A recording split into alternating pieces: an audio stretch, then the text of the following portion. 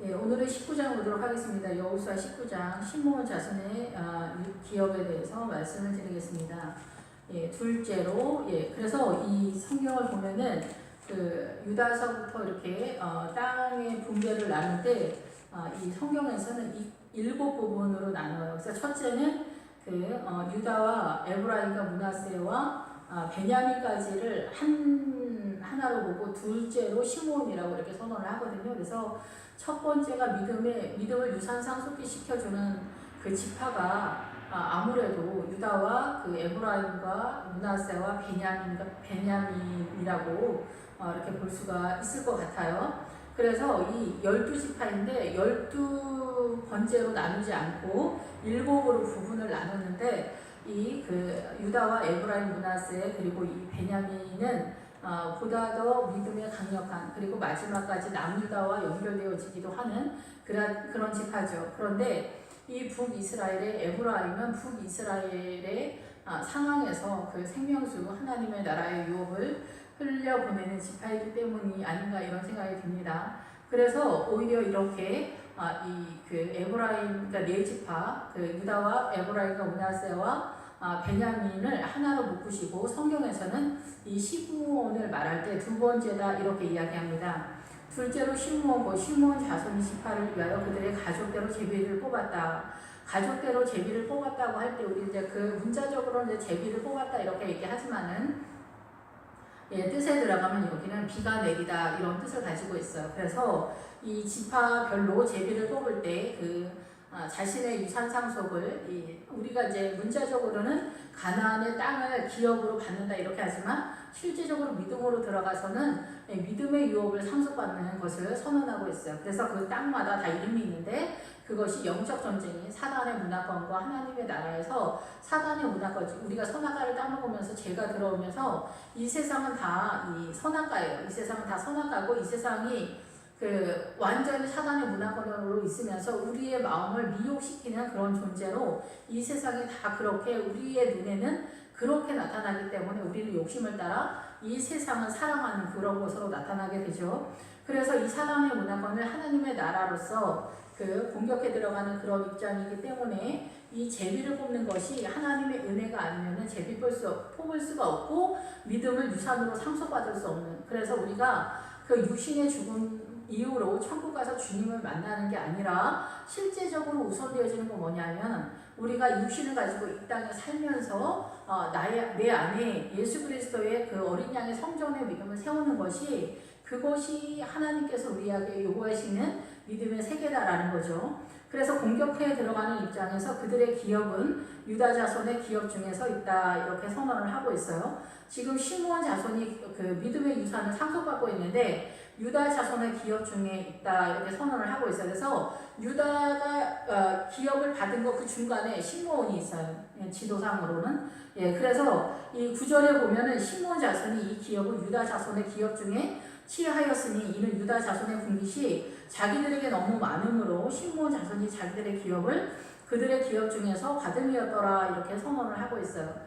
아마도 유다가 사단을 공격해 들어갈 때 이 유다와 유산 상속을 받는데 연합을 했기 때문에 이렇게 나타나는 것이다 라고 볼 수가 있죠.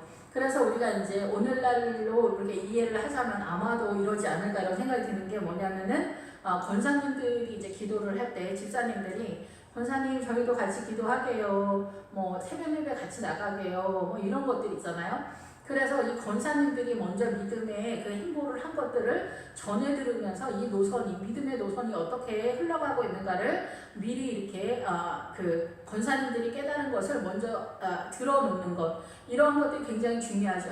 옛날에 권사님이 그 말씀하시더니 이게 그거였구나 이런 것들을 깨닫게 되거든요.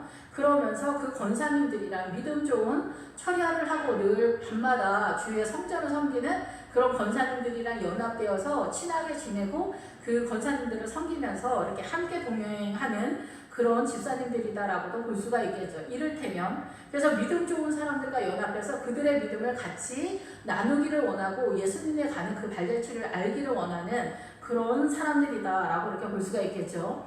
그런데 이 시므온은 나중에 독자적으로 움직일 때는 북이스라엘에 속해 있다라는 것을 보아서 본인들이 홀로 섰을 때는 좀 더 치고 가는 그런 부분에서의 믿음은 조금은 약세가 아니었겠나 이런 생각이 듭니다. 왜냐하면 치고 가는 믿음에 있어서는 유다가 치고 가고 같이 협력을 했기 때문에 본인이 시므온만 남았을 때는 이 치고 나가는 공격적인 그 전투력이 부족했다라고 이렇게 생각이 들어요. 그렇기 때문에 북이스라엘에 속했고 이 남유다와 연합한 그 지파는 오히려 베냐민이 그 남유다와 끝까지 연합을 하는 것으로 남게 된 거죠. 그래서 믿음의 마지막까지 센터를 담당했던 믿음의 이스라엘의 자손들이다라고 할 때는 유다가 메인 센터지만은 이 베냐민이 끝까지 간 세력으로 등장하지 시므온이 등장하진 않아요. 그래서 간혹 목사님들 중에서 기도 중에는 이 유다 중앙에 시므온이 있기 때문에 이 시므온도 유다가 아니냐 이렇게 말씀하지만 실제적으로 그렇게 보기는 어렵습니다. 그러나 연합한 무리였다라고는 볼 수 있지만 나중에 독자적으로 뛸 때는 전투력이 딸렸기 때문에 북이스라엘에 속했다라고 보여지면서 이 교회 공동체에서 메인 센터인 유다와 목사님과 이제 권사님들과 이 믿음의 전쟁을 할 때 같이 연합은 했지만 독자적으로 이렇게 자율적으로 전투력이 있었다고 보기는 어렵겠다 이렇게 생각이 됩니다. 그런데 이제 이 시므온이 이제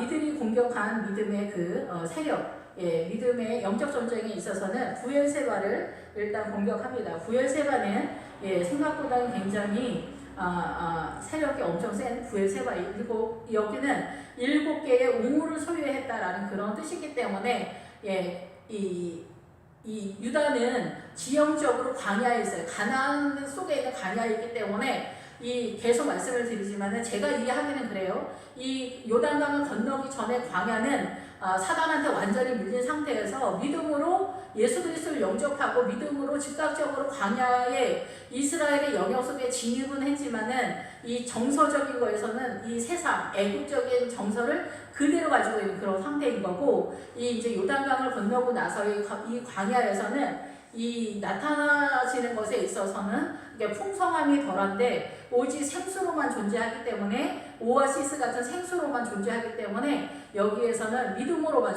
예수 그리스도의 생수로만 존재하고 세상을 버리는 그런 유다의 형상이다라고 이렇게 생각이 됩니다.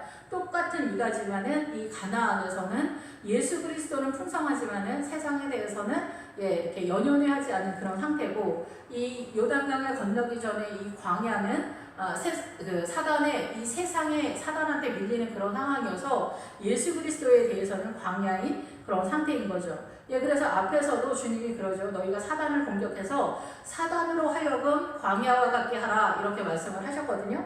그래서 이 부엘세바를 공격했다라는 것은 아브라함이 마지막까지 이 부엘세바를 공격해 들어갔던 것을 이렇게 기억할 수가 있고 야곱도 요셉이 애굽에서 살아있다라는 얘기를 들으면서 그 야곱이 부엘세바를 거쳐서 이 애굽으로 내려가게 돼요. 그래서 이 부엘세바를 거쳐서 내려갔다라는 것은 이 7개의 우물을 이렇게 발견해서 공격해 들어간 그런 수준의 믿음이다라고 볼 수가 있는 거죠. 그리고 아브라함도 이 부엘세바를 이삭을 하나님 앞에 드리고 나서 이 부엘세바에 가서 거하게 되거든요. 그래서 믿음이 이 부엘세바에 이르는 것은 우물이 하나만 있어도 되지만 7개까지는 그만큼 하나님의 예수 그리스도의 생명수가 7개의 우물을 확보할 만큼 그렇게 강력한 믿음의 아들이었다라고 이렇게 볼 수가 있는 것이죠. 그리고 이 세바는 여기도 이제 맹세다, 일곱이다, 완전수다 이렇게 보는 건데 이렇게 하나님의 세력에 대해서 이해를 했다라고 볼 수가 있겠죠. 그리고 이제 몰라다는 출생을 얘기하는데 새끼를 낳다라는 그런 뜻이에요. 그래서 이 몰라다는 우리가 그냥 결혼을 하게 되면은 보통 인간적인 이제 아이들이 귀한 아이들이 태어나지만은 여기서 말하는 출생과 새끼를 낳다라는 것은 이삭이 이 세상에 태어나는 것 같은 그 출생이에요. 즉 뭐라고 말하냐면은 이 사람의 문화권에서 하나님의 용사와 같은 백성이 믿음의 아들이 출생한 것이기 때문에 이 문제는 엄청난 사건이에요. 그래서 우리가 이제 선악과를 따먹고 나서 잉태하는 고통을 크게 했다라고 하지 출산하는 고통을 크게 한 게 아니에요. 근데 우리 오해해가지고 출산의 고통을 크게 했다 이렇게 생각하는 그거는 아니에요. 그 성경에 그게 아니라 잉태하는 고통이에요. 근데 잉태하는 고통은 인간적으로 고통이 없어요. 그런데 이 잉태하는 고통이 뭐냐면은 하나님의 자녀로 우리 아이를 믿음으로 잉태를 시킬 수 있는 엄마의 이 믿음적 사명을 감당한다는 게 이렇게 엄청나게 어려운 상황이 됐다는 거예요. 그래서 이 자식을 하나님의 나라 천국으로 이렇게 천국에서 믿음을 유산 상속시켜주는 것이 그만큼 어려워진 상태다라는 거죠. 그래서 아브라함이 100세에 이삭을 낳았다라는 것은 그렇게 믿음으로 이 아이를 출생시킬 수 있는 잉태하는 수준의 믿음에 이른 시간이 100세였다라는 거예요. 하나님 왜 사람을 피곤하게 100세 때 애를 줘? 일찍 주면 좋은데 그런 얘기가 아니에요. 일찍 주면 우리가 하나님의 나라를 이해하지 못하기 때문에 이스마엘 같은 사람이 나타나는 거예요. 그리고 보통 세상에 속한 아이들이 태어나기 때문에 그런 아이 때문에 성경이 쓰여지지는 않는다라는 거죠. 그래서 100세가 되어서야 비로소 이 하나님의 영적 군사에 믿음을 잉태한 아이가 태어나는, 이삭이 태어나는 그러한 사건의 믿음의 그 흐름을 이 시므온이 이해했다라는 것이죠. 지금 공격에 들어가는 입장이기 때문에 하나님 편에서 하나님의 나라의 확장이 되어지는 그런 상황에서 선언을 하고 있는 거예요.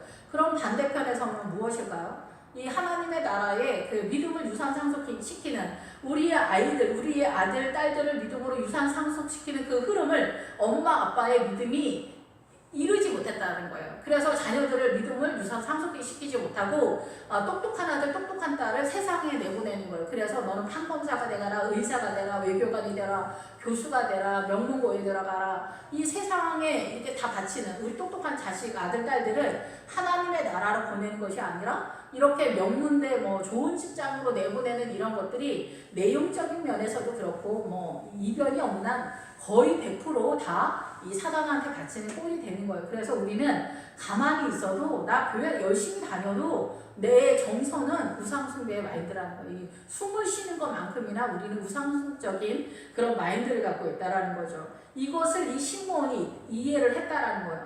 사단의 흐름이 어떻게 흘러가는지, 우리의 아이들을 어떻게 공격하는지, 이거를 몰라다는 지금도 이스라엘은 이해한 그런 믿음이다라고 볼 수가 있겠죠. 야훼 하나님의 그 세계 속에서 하살수아는 여우의 마을이다라는 그런 뜻이에요. 그리고 우리가 늘 말씀드리는 하솔의 마당, 하솔을 왕의 세력, 마당으로 둘러싸인 그러면서 나팔을 불다.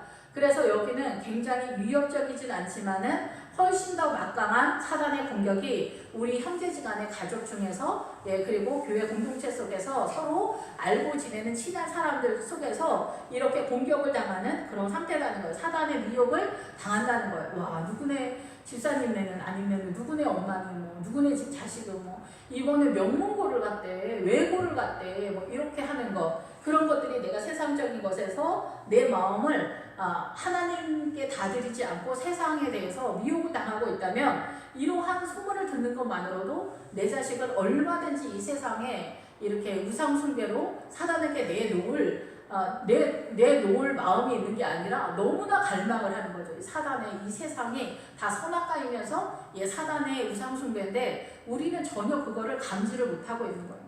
세상에서도 출세하면은 하나님도 기뻐하시고 하나님께 영광이 아니냐 이렇게 생각하는 거예요. 근데 말도 안 되는 얘기를 우리는 너무나 그럴듯하게 너무나 그렇게 마음에 깊이 이해가 돼. 그리고 항복이 돼.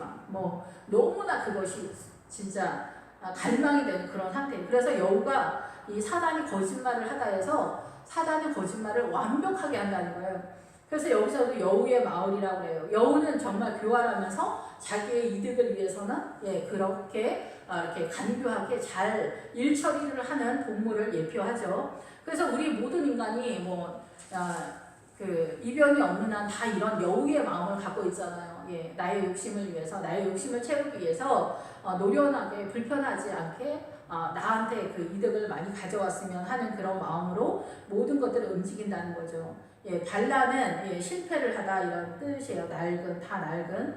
그래서 우리가 그 사단의 세력 속에서 이 세상에서 실패하는 것이 우리에게는 유익이 되는 그런 상황으로도 나타나는, 그래서 이 사단의 세력에 대해서 보다도 이 시므온이 이해하게 되어지는 그런 마음들이 나타나게 된 거죠.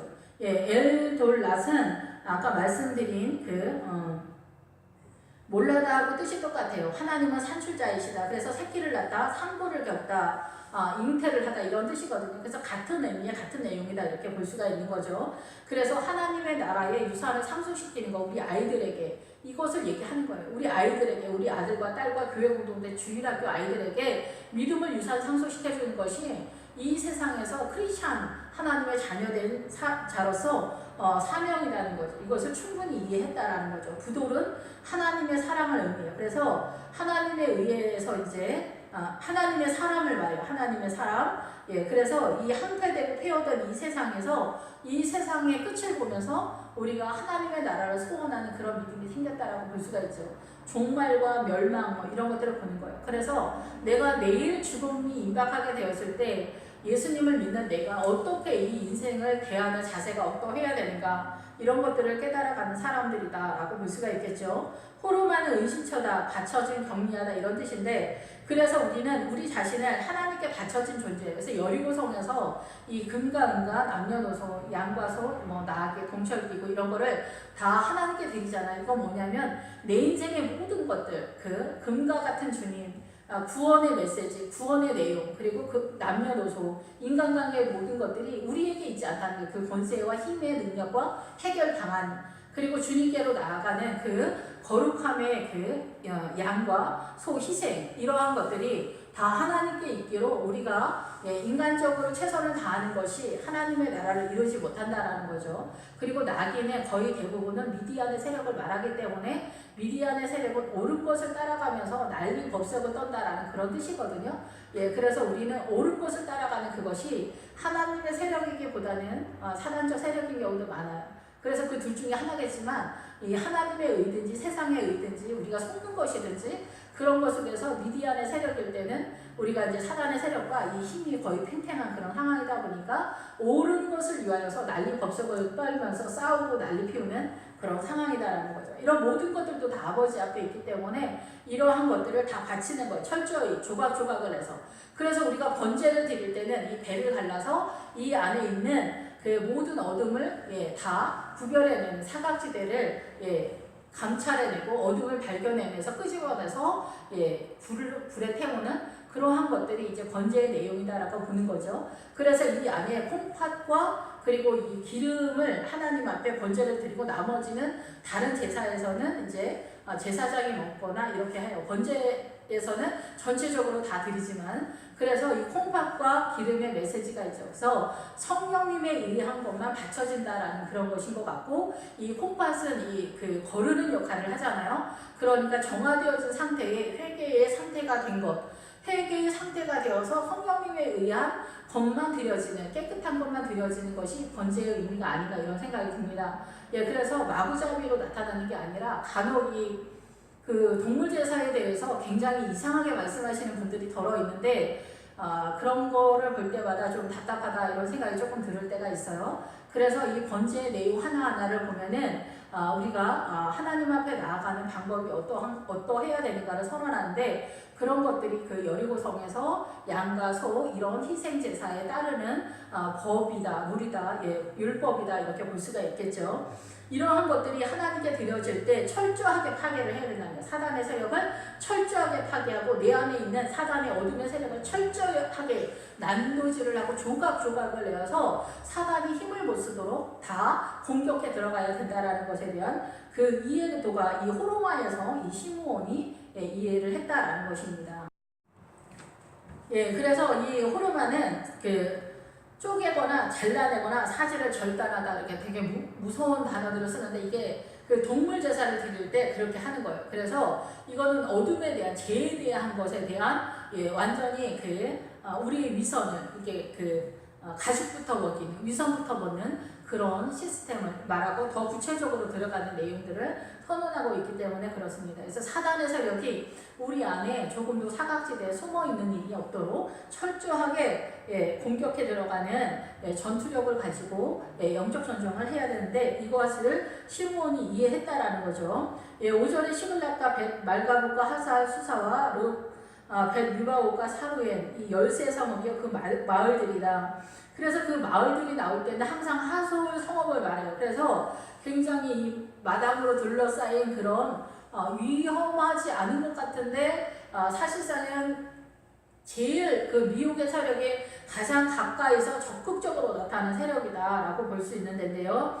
이 시들락은 꼬불꼬불하고 구부러졌다 이런 뜻이에요. 그래서 하나님의 길과 사단의 길을 기본적인 것들을 이해했다라고 볼 수가 있겠죠. 벤 말가봇은 병거의 집, 병거들의 장소다. 그래서 이제 앞장에서도 말씀을 드렸는데 이 병거의 집은 이 사단이 여러 마리가 한 군데 이렇게 뭉쳐서 공격을 하다 이런 뜻이에요. 그래서 철 병거가 나올 때는 철을 이제 막 공격해 들어오는 구멍을 쑤신다 막 이런 뜻이에요. 그래서 굉장히 무섭게 나타나는데 사단이 이 기병들이 이 굴은 이 사람이 굴르도 됐다래요. 이 뱀골이다라고 하거든요. 이 죄의 실상이 들어오면 이게 이해가 되죠. 그래서 사단이 이 창으로 우리를 찢는다 이런 뜻이거든요.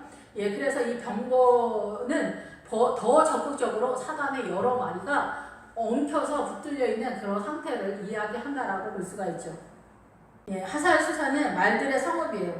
기병대의 마을 마당이다 이런 뜻인데 그래서 이제 이 분위기에서는 사람이 기병대로 사단도 이 귀신의 그 마귀떼가 있죠. 그 마귀떼가 우리를 공격해 들어오고 하는 그래서 너의 이름이 무엇이냐 할 때 군대다 이렇게 말을 했던 것처럼 사단도 전투력을 가지고 우리를 공격해 들어오고 사단이 항상 으르렁거리는 사자처럼 우리 주변에서 틈을 보면서 노려보면서 우리를 지켜보고 있다라고 이렇게 이야기하고 있잖아요. 바로 밑에 벤 느바옷이 그런 뜻인데 암사자의 집이다 이런 뜻이에요. 그래서 으르렁거리다.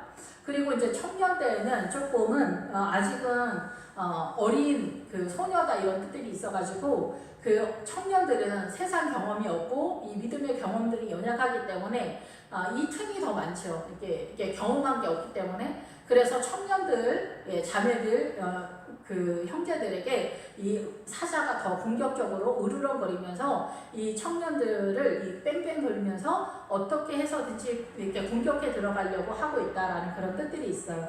그래서 청년 때에 더 깨어서 그 마지막 때를 기억하면서 기도하면서 자기를 방어하는 그 보호막을 쳐야 되겠죠. 기도로. 사루해는 은혜로운 주거지다라는 그런 뜻이고 기쁨에 거쳐고 자유롭게 하다, 풀어주다 이런 뜻이에요. 그래서 예수 그리스도로 인한 자유의 그 믿음이 이렇게 형성된 그런 상태다라고 볼 수가 있겠죠. 우리는 죄의 종에 매여 있는 그런 상태가 많잖아요. 근데 자유의 종이 된다는 것은 예수를 믿는다고 해서 즉각적으로 내가 자유가 선언되는 것이 아니라 내가 하나님의 은혜를 얼마만큼 성경을 깨달아서 내 것이 되었는가에 따라서 그 분량만큼 자유가 된 거예요.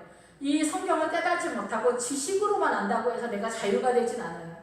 그렇기 때문에 우리가 지식적으로 아는 것은 많은데 이 믿음 안에서 내가 자유되어지거나 내가 주님 앞에 나의 모든 것이 내려놔진 것이 아니기 때문에 요단강을 건너지 못한 상태로 많이 있다라는 거죠. 그래서 우리가 사람들이 자기는 굉장히 믿음이 있는 척하고 아는 척하는데 실제적으로는 전혀 그렇지 않은 경우가 사실은 굉장히 많이 있죠.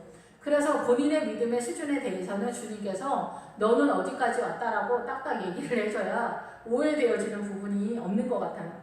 그래서 우리의 믿음이 자유롭게 된다라는 것은 엄청난 메시지가 있는 거예요. 그래서 그 예루살렘까지 올라가는 믿음에 이르러야 되는데 이 시므온이 유다와 함께 동거하기 때문에 그 공격해 들어간 세력들은 엄청나게 그래도 그 세력 있는 그러한 것들을 공격해 들어갔다라고 볼 수가 있죠. 아이는 샘을 말해요. 샘. 그래서 이 우물 같은 샘이 올라오는 것들을 공격해 들어가는 거죠. 영적인 샘을 발견했다는 거죠. 예수 그리스도의 생명과 님몬은 그 성녀를 말하거든요. 이 님몬 성녀는 그 높임을 받는 그런 상태예요. 풍요의 신으로도 뭐 님몬 신으로 막 얘기를 하고 그렇게 하는데 여기에서는 그 성녀는 그 무화과하고 비슷하게 보다 더 무화과도 안으로 꽃이 피고 이 성녀도 안으로 꽃이 피는 것처럼 그 열매가 빨갛게 그 안에 그러잖아요.